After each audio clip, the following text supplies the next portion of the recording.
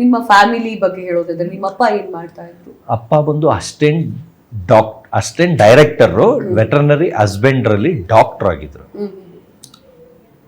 So ನೀವೇನು ಓದಿರೋದು? ನಾನು BCom ಬ್ರಾಕೆಟ್ ಒಂದು 10-12 ಸಬ್ಜೆಕ್ಟ್ ಫೇಲ್. ಬ್ರಾಕೆಟ್ ಅಂದ್ರೆ ಫೇಲ್ ಆಗಿದ್ದೀನಿ ಅಂತ ಅರ್ಥ.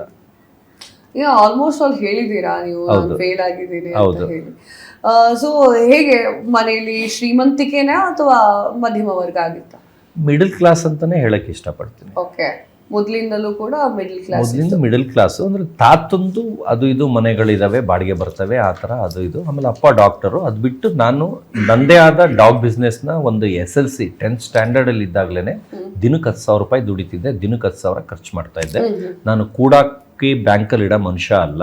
ಆಸ್ತಿ ಮಾಡೋದು, ಆಸ್ತಿ ಪಾಸ್ತಿ ಮಾಡೋ ಇಂಟ್ರೆಸ್ಟು ಇಲ್ಲ ನನಗೆ. ಡಾಗೇ ಆಸ್ತಿ. ನಾನು ಏನು ಆಸ್ತಿ ಮಾಡಿದ್ದೀನಿ ಅಂದರೆ 200 ಕೋಟಿದು ಬರೀ ನಾಯಿಗಳಿದ್ದಾವೆ, ಅದೇ ನನ್ನ ಆಸ್ತಿ. ಅದು ಬಿಟ್ಟು ಬೇರೆಯವ್ರ ಥರ ಮನೆ ಬಂಗ್ಲಾ ಸೈಟು ಮಾಡಿಕೊಂಡು ಆಮೇಲೆ ಮಕ್ಕಳು ಅದಕ್ಕೋಸ್ಕರ ಆಸ್ತಿಗೆ ಹೊಡೆದಾಟ ಆಡೋದು, ಜಗಳ ಆಡೋದು, ಅದೆಲ್ಲ ನೋಡ್ಬಿಟ್ಟು ನನಗೆ ಇಂಟ್ರೆಸ್ಟೂ ಇಲ್ಲ, ನಾನು ಹೋಗೋದಿಲ್ಲ. ಯಾಕಂದರೆ ಸ್ಟಾರ್ಟಿಂಗಲ್ಲಿ ಡಿಗ್ರಿ ಟೈಮಲ್ಲೇ ಕ್ಯಾನ್ಕರ್ಡ್ ಡೆವಲಪರ್ಸ್ ಅಂತ ಅವ್ರ ಹತ್ರ ನಾನು ಸರ್ಜಾಪುರ್ ರೋಡಲ್ಲಿ 2 ಸೈಟ್ ತೊಗೊಳ್ತೀನಿ, ವಕೀಲ್ ಟೌನ್ಶಿಪ್ ಎದುರುಗಡೆ. ಆವಾಗ ಮೋಸ ಮಾಡ್ತಾರೆ ಅವ್ರು, ರಿಜಿಸ್ಟ್ರೇಷನ್ ಮಾಡೋ ಟೈಮಲ್ಲಿ ಮೋಸ ಮಾಡ್ತಾರೆ. ಅವಾಗಿಂದ ನಾನು ಎಲ್ಲದನ್ನೂ ನಂಬೋದು ಬಿಟ್ಬಿಡ್ತೀನಿ. ಅಂದರೆ ಆಸ್ತಿ ಜಗಳ ಇವೆಲ್ಲ ಗೋಲ್ಮಾಲ್ ಮಾಡ್ತಾರೆ ಅಂದ್ಬಿಟ್ಟು ಅವಾಗಿಂದ ಏನು ತೊಗೊಳೋದಿಲ್ಲ, ಏನೂ ಮಾಡೋದಿಲ್ಲ.